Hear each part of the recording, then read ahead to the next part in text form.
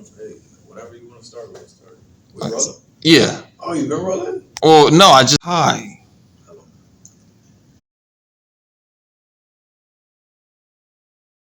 My name is Lorenzo.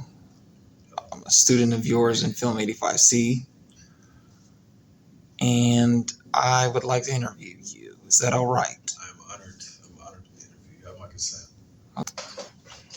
What is your background and motivation getting into film studies? Okay. So I've wanted to do film for a very long time. I came from a background that I did my bachelor's at Claflin University in South Carolina, small HBCU that was great program.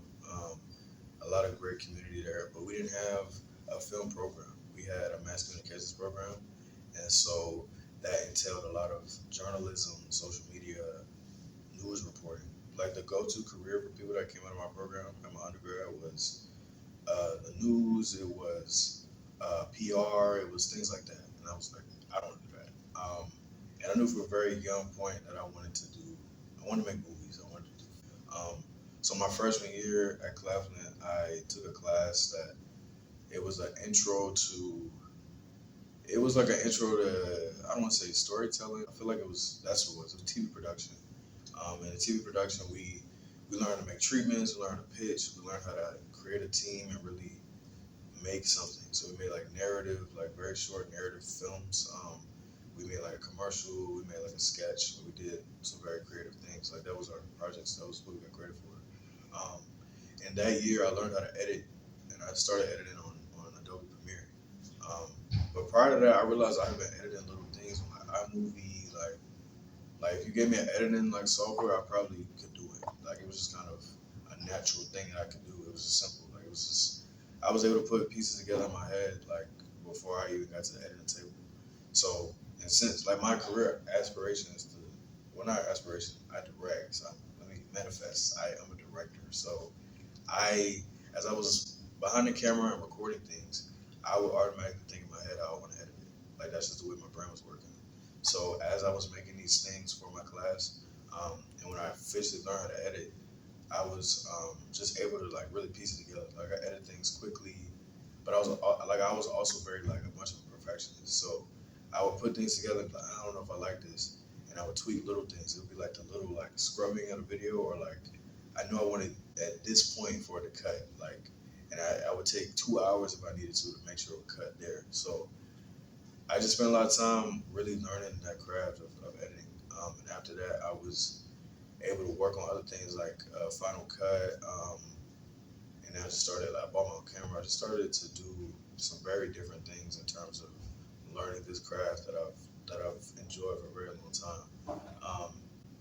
And so at that point, I didn't know grad school was going to happen for me. I didn't know that I wanted to actually study this on a graduate level. But I knew I wanted a master's. I was come from the background of a bachelor's where it's just communications. Like that was what it was. And so I wanted to go into a program that was going to do film, um, like film and TV production, because I already knew my pathway was to direct.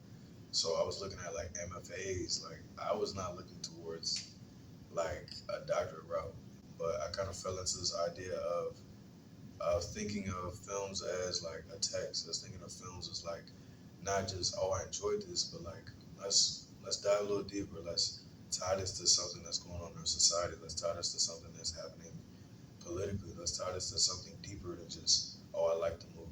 Like let's tie this to something that's gonna make this a much more stronger conversation. And that led me to here. So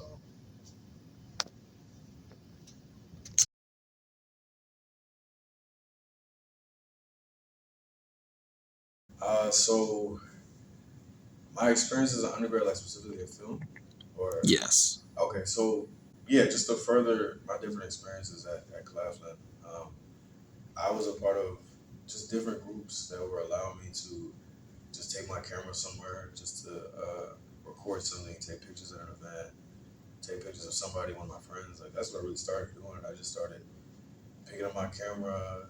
It started well. I'll back up. It started before my camera. I was that guy that was like, oh, we want to take a picture, and I'd be like, oh, give me a phone, and I'm the guy that's like, boom, boom, boom. I'm like, I'm squatting, I'm getting angles. I'm like, I was just trying different things. I was just trying to like, I'm like pushing things aside. I'm like, hey, stand right next to this. Like, let me get this leading line. Like before I knew the language of like leading lines, like composition of real thirds, depth of field, stuff like that. Before I knew those camera terms, like I was already kind of experimenting with those things. So like I said, it was kind of a natural thing to want to shoot pictures, to want to be creative in that way. And I'm grateful to have people around me that was allowing me to experiment. It was just allowing me to put them in the frame and just let me work my magic. Let me just, if we're in the woods, let me like shoot you behind this tree, like to where the tree is like slightly blurry, but like I see you. Or let me like put you in the seat, but like let me like come at you like an angle. Let me not just shoot it straight on. Let me come to like the side. So I was just trying to put myself in different spaces where I could just experiment, just have some fun with it, and just to learn the craft.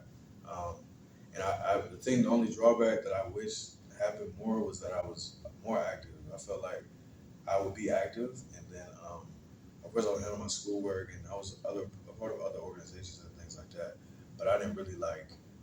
I didn't have that obsessive mindset, like a mama mentality about that. Rest in peace, Kobe, by the way. I didn't really have something where I was like, oh, I'm gonna do this every day, and I'm gonna get better at this every day, and I'm working on this an hour a day, an hour a day, and an hour turns into 2 hours a day, 2 hours a day turns to 3 hours a day. I wasn't on that kind of hustle. Like, I had that much hunger. Like I was like, oh, I like it, it's a hobby, but I didn't really like build within myself the discipline um, to really fight for learning the craft of filmmaking, of photography, of editing, things like that. I just did it for the fun. Like I did it again. It was a hobby to me. It wasn't like a passion, a purpose yet until I came to grad school. So I would say that the undergraduate experience was helpful in terms of showing me my gifts, showing me my pathway, helped me understand that I have these things that I can't just show up and just take pictures. Like I have to consistently try to get better, and that means even failing sometimes. That means like I would have things where people would ask me to come shoot graduation photos or like do family photos. And some of those pictures didn't come out good, or like some of those pictures that were like, oh, that was a great angle, out of focus. Like things like that would happen. I have my little miscues of like, oh, I didn't bring my battery pack, so I can't even shoot photos today over something that somebody that I scheduled something with. So it was little things like that that was happening, and I'm grateful for those opportunities because it really helped me build a mindset of okay,